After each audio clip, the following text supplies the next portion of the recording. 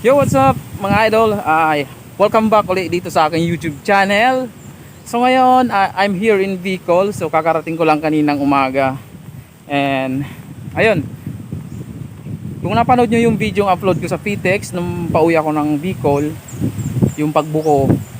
So ipapakita ko naman sa inyo at i-share ko sa inyo yung experience ko nung bumiyahe na ako pauwi ng Bicol. So bago ko i-share sa inyo mga idol yung aking experience about sa aking pag-travel pauwi ng Bicol. So ayun, bago yon, kung hindi pa po kayo nakapag-subscribe dito sa aking YouTube channel ay mag-subscribe na po kayo at pindutin ang bell button at i-all ito mga idol. Ayun, bago tayo magsimula mga idol, shoutout nga muna sa lahat ng mga subscribers, mga viewers natin and mga bagong nakapanood sa aking mga video. So sorry, nag-iiba yung itsura ng ating muka. Sa light siguro yung mga idol. So mga idol, nandito na ako sa Bicol ngayon.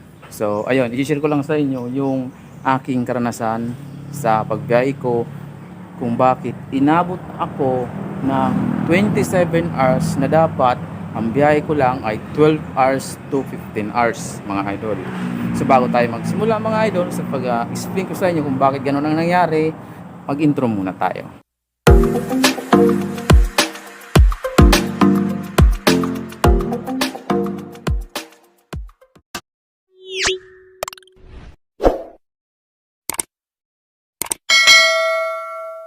Yo, what's up guys? Welcome back dito sa aking YouTube channel.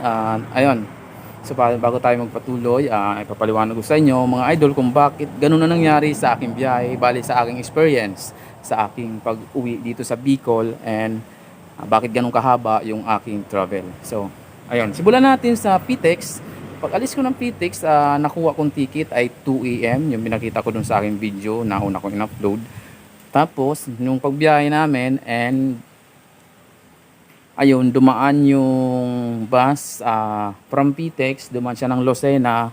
Pagdating sa Lucena, doon kami naka-experience na napakabigat na traffic. So alam nyo ba mga idol kung ilang oras inabot yung traffic doon? Inabot kami ng 4 hours hanggang 5 hours na naka-stop up yung mga bus.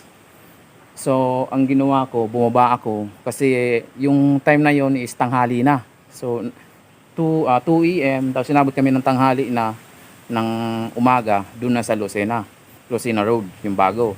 Tapos pagdating namin doon, sobrang haba ng traffic. So siyempre sa tagal at tanghali na din, nakaramdam ako ng gutom, bumaba ako at naghanap ako ng makakainan. So binaybay ko yung pinakadulo ng road kung saan kami tumigil. Ang haba pa pala ng pila mga idol. So ang nangyari, kaya kami tumagal ng ganong kahaba dahil hindi nga umuusad kasi nga may aksidente doon sa dulo na merong nagbanggaan. Isa rin yun sa nagpa-traffic mga idol. So paglipas ng mga ilang oras ay ayun na, medyo umuusad-usad na, and pagdating ng siguro mga 5 PM na ng hapon yun, umusad na kami. Umusad na yung sinakayan ko. So ang sinakayan ko palang bus mga idol, Aircon Antonina. So ang naging pamasahe ko doon mga idol is 1,250 pesos mga idol. So pasensya na, umaano yung camera natin, gumagalaw. So kaya ang nangyari ay tutuloy natin.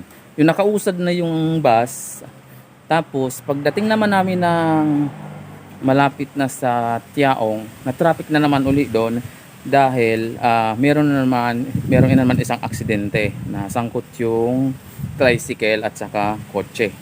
So, yung kotse kasi nabundol ng tricycle sa puwitan, kaya ayun, medyo natagalan na naman. So that time, fast forward natin, nung makarating na kami ng Tiaong, meron naman stopover doon, yung kainan, nagpahinga din ng kalahating oras doon sa stopover sa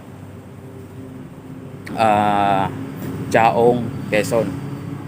So sa Tiaong, Quezon, nakapag-stop over kami doon siguro mga 7 na siguro yon, 7 or 6 AM ng gabi na. So pagkakain, pagkalipas ng kalating oras, biyahe uli kami. And then nakarating kami ng Santa Elena. Nakarating kami ng Santa Elena, Camarnesor sa oras na 9 to 10 PM na ng gabi mga idol. Yun yung naging biyahe. So dapat umalis ako ng 2 AM ng Miyerkules sa Pitex. Dapat 2 PM ng hapon nandito na ako sa Bicol. So ang nangyari, sa ganap na 2 PM, nasa biyahe pa lang ako. At pagdating ng sa 6 to 7 PM, nandun pa rin ako sa sa Tiaong, Quezon. So pagdating naman ng 9 to 10 PM, nasa Santa Elena, Camsur pa lang kami, mga idol. So tapos paglipas naman kalahating oras, so dire-diretso ng biyahe namin is tumuloy na kami dun sa sa biyahe namin, and tumigil naman paglipas ng ilang oras. Siguro tumigil kami doon alas 2 na siguro ng madaling araw yon. Yung last, yung Pamplona, Camarnesor, doon tumigil mga idol. Then pagtigil doon, nagpahinga muna ng kalahating oras, tsaka biyahe naman. So pag-alis naman namin ng Pamplona, yung pinaka-last na bus stop, medyo mabagal naman yung ating takbo dahil yung tawag doon, medyo matraffic pa rin, pero hindi na gaya ng doon sa dinaanan namin sa Lucena ka-traffic. Yung bumper to bumper lang yung takbo. So medyo lumuwag na yung takbo ng sasakyan dito na banda sa may Sipukot. Yun, lumuwag na yung doon. Kasi natandaan ko lumusot pa nga sa parang, di ko alam mga idol kung bitukang manok o hindi yung mga idol. So ngayon ganun ang naging experience ko sa biyahe ko mga idol.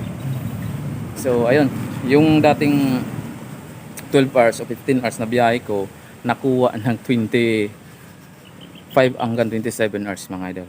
Kaya yung alis ko doon na Miyerkules ng madaling araw, nakarating ako dito sa Bicol sa amin Biyernes na ng umaga. Ganun katagal yung biyahe ko mga idol. Yan yung experience ko mga idol sa pag-travel ko from PITX to dito sa Bicol sa ganitong weekend. Ganyan karami ang tao mga idol, at ganun din ka hirap magbiyahe pag ganun. So ayun, sa mga naka-experience mga idol, kung mapanood yung video ito, pasensya na kayo sa camera ha, medyo nag-aibang mukha ko, medyo pumupugi tayo mga idol.